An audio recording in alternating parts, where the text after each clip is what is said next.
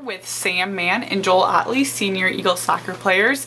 Sam, notice your shirt's pretty bright. What's the story behind it? Well, this shirt was given to me by Joel Ottley, my roommate here, and I was told he made it in elementary school, first grade. First grade. And you can see like the cool painting and all the cool designs here. I mean, it's just pretty nice to work out in. So. That's great. What are you two most looking forward to as you begin the 2012 season? Probably the collabo between the seniors and freshmen. See how quickly we can make a family as quick as possible so that we can definitely be on one page and get going as soon as possible, I think. What does preseason look like specifically for the men's soccer team with your practice schedule, other things you're doing? You know, this preseason is definitely going to be all about practicing, like I said, getting on one page, trying to put everyone in the same mind, making sure that, you know, despite the skills that everyone has, whether they don't have or whether they do have, we can make sure we know each other as best as we can. I mean, I don't even have to look at Sam and I know exactly what he's thinking when we're on the field. And if we can get everybody like that, then it's going to be great. And so the next couple days, as far as preseason, we'll be definitely building towards that, playing together and getting a feel for each other, really. And along with preseason, you guys have a team retreat. Talk a little bit about where you go, what you do, some of the memorable events that you guys will do on that trip.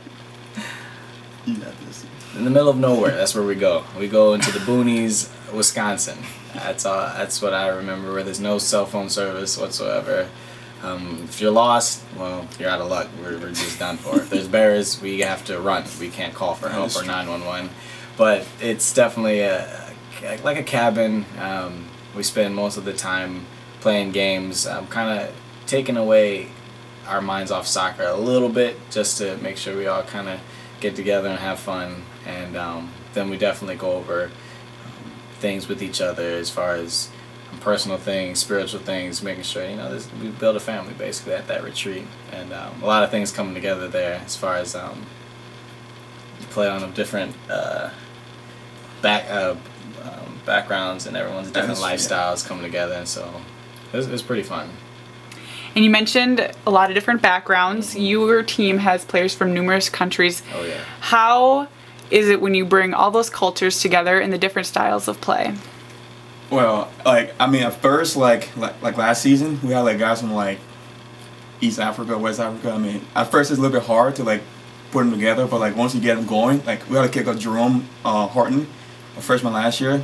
Came in a little rough around the edges, but like our coach sat him down, show him like this is what you got to do as a team. Like, you know, team become more of a team player. So I mean, so like I said earlier, first is hard, but like once you get them going together, it's a lot easier.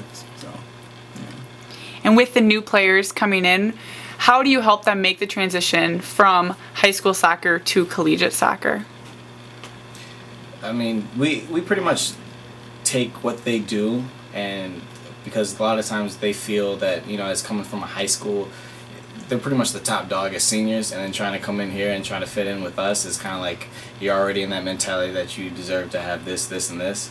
And so we kind of point things out that is great as well, but there are also other areas that can kind of be better for this situation. So once we put those two things together, it allows them to see both sides, and they can just decide from there, and it's like, oh, okay, I see a little bit different.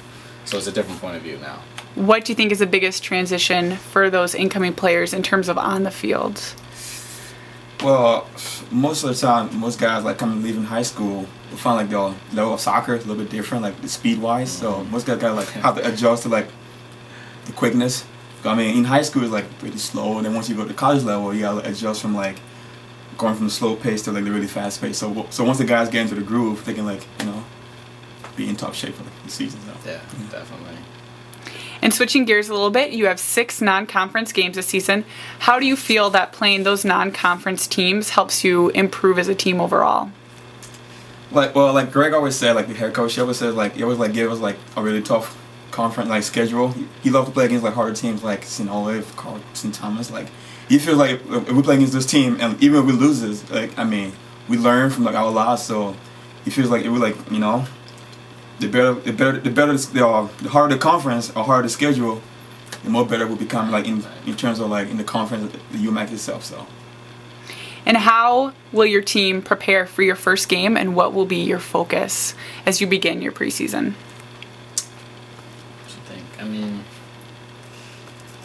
mostly playing soccer. Play soccer as best as you can. You can instruct a lot of drills and things like that and try to do all this, but just to remember the fundamentals. Just make sure you remember the basics, and that's how we prepare for it.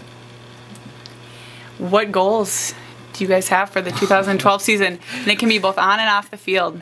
Well, to go on the field will definitely be to win the UMAC title this year, hopefully. Oh, yeah. It's good. I mean, we came close last year. We lost in the semifinal to Morris, so hopefully this year we'll be out here to win it. So it's looking like the year. It's time. But off the field, definitely would be to. We actually made a pact last year about being a family on and off the field, and I think that we're going to continue doing that. Even after soccer's done, we stuck together with each other through school, through summer. You know, that I think that's what one of the main goals we're going to continue to do with whatever we need for each other. So.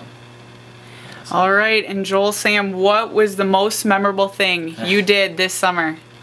Well, Joe and I was playing on a men's league Division I team this summer called Rise FC, and we were lucky enough to win the Minnesota Cup and the league itself. So we won the double.